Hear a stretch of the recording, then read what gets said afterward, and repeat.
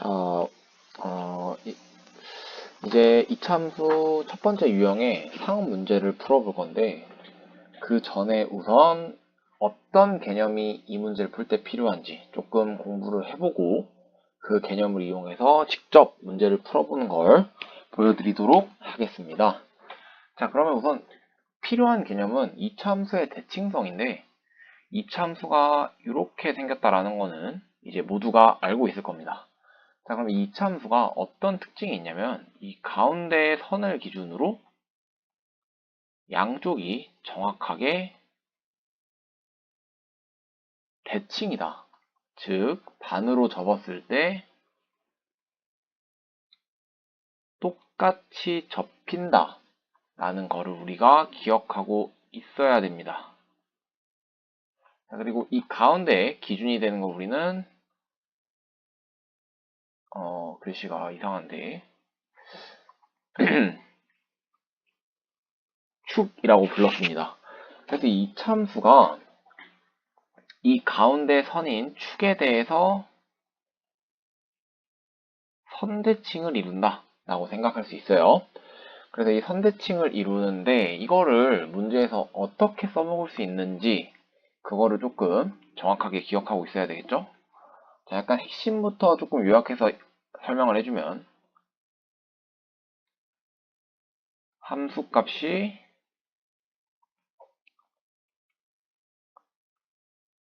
동일한 두 x의 좌표의 평균은 축이 된다 라는 걸 우리가 이 말을 핵심으로 기억하고 있으면 됩니다. 함수값이 동일한 x좌표가 나오면은 평균이 축이 된다. 자, 예시로 조금 설명을 더 해볼게요. 예를 들어서 우리가 어떤 이차함수가 이렇게 있는데 여기 함수값이 동일하게 나오는 지점이 1과 한 7이라고 해볼까요? 그러면은 이차함수는 요 가운데 선에 대해 대칭이어야 되기 때문에 이 가운데 있는 지점의 값은 반드시 1과 7의 평균이 된다. 그래서 여기는 4가 된다라는 걸 알 수 있는 거예요. 왜냐면은 이 평균이 동일해야 되는 이유는 이 떨어진 거리가 똑같기 때문에 1과 7의 정확히 가운데에 이 선이 있어야 되기 때문이겠죠. 자, 그럼 비슷하게 하나 더 보면은 이차함수가 이렇게 뒤집혀 있어도 어떤 함수값을 가지는 곳이 있다고 하면은 예를 들어 뭐 이번에는 여기를 뭐 마이너스 3 여기를 뭐 한 5 정도라고 해볼까요? 그러면은 정 가운데 축은 마이너스 3과 5의 평균 더하고 2로 나눠준 1이 된다 라는 거를 우리가 알 수 있습니다. 자, 그러면 이제 이걸 이 개념이 조금 더 유용한 형태로 그 함수값이 동일하다 그랬으니까 사실 이제 아무 값이어도 상관없어요. 얘는 뭐 7이어도 되고 얘는 뭐 마이너스 10이어도 상관이 없는데 우리는 조금 특수한 형태를 보도록 할 겁니다. 함수값이 0이 되는 지점,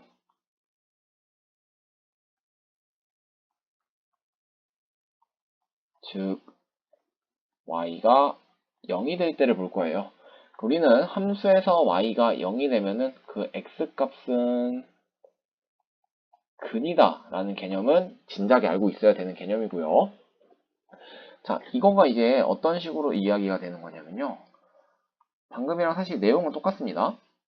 이차함수가 축이 이렇게 있을 때 만나는 점이 뭐 마이너스 3, 2라고 한다면 여기 정 가운데 값은 역시나 마이너스 3과 2의 평균인 마이너스 2분의 1이 된다 라는 거를 알고 있어야 돼요.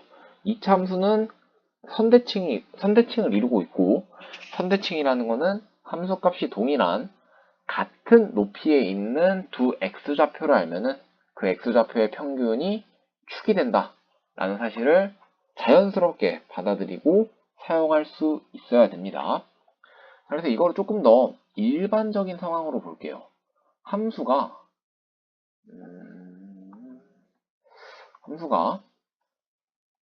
이렇게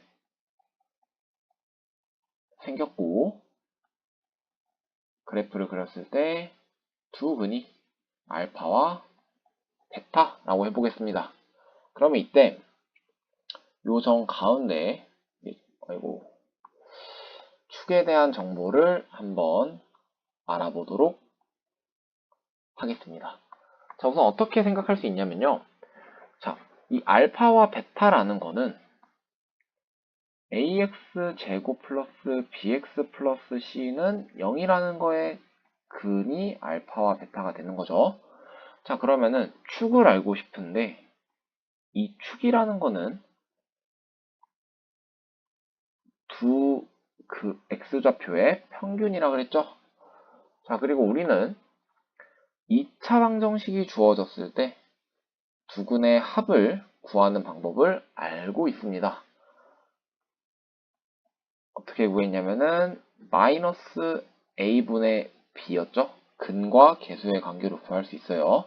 그러면은 축은 마이너스 2a분의 b가 된다 라는 사실을 알 수 있습니다. 이거는 사실 중학교 4학년 때 배우는 내용이긴 한데 그렇게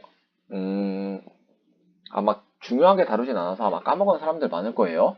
자, 그래서 이거를 기억해 주는 게 첫 번째 과제가 될 거고요. 그 다음에 두 번째로 조금 다르게 해석할 수도 있습니다. 우리는 ax 제곱 플러스 bx 플러스 c는 0의 근을 x는 근의 공식을 통해서 이렇게 쓸 수 있었죠. 자, 이 말은 한 근은 2a분의 마이너스 b 플러스 루트 어쭈고 저쭈고 또 한 근은 2a분의 마이너스 b 마이너스 루트 어쭈고 저쭈고죠. 자, 생각해보면은 이 참수는 어떤 가운데 축에 대해 대칭이라 그랬잖아요. 그러니까 지금 보면은 여기는 똑같고 이 부분만 한 번 더하고 한 번은 뺀 거죠. 그러니까 당연하게도 정 가운데는 마이너스 2a분의 b라고 할 수 있지 않을까요? 그래서 얘가 축이 된다. 축의 방정식이 떠오르지 않을 때는 근의 공식에서 루트가 없는 부분을 떠올려 주는 것도 좋습니다. 자, 그러면은 이걸로 문제를 어떻게 푸는지 한번 보도록 하겠습니다. 자, 5번 문제를 먼저 볼 건데 5번 문제에서 구하라는 거 먼저 볼게요. 구하라는 게 절대값 알파 빼기 베타예요. 근데 여기서 알파랑 베타가 두 근을 의미하고 있거든요. 자, 그러면은 두 근의 차를 구하는 문제이기 때문에 머릿속에 이 정도는 떠오르면 좋을 것 같아요. 첫 번째, 알파랑 베타를 각각 구하나? 아니면 두 번째, 곱셈 공식의 변형을 사용하나? 이 정도 두 가지 방향성을 먼저 잡아두고 문제를 읽어보면은 그래프가 점 마이너스 1,0을 지난대요. y가 0인데 x좌표가 있으니까 근이 하나 주어져 있는 형태네요. 근이 하나 주어져 있으니까 곱셈 공식의 변형보다는 알파, 베타를 각각 구하는 게 맞겠다 라고 생각할 수 있어야 되고요. 그 다음에 꼭지점의 x좌표가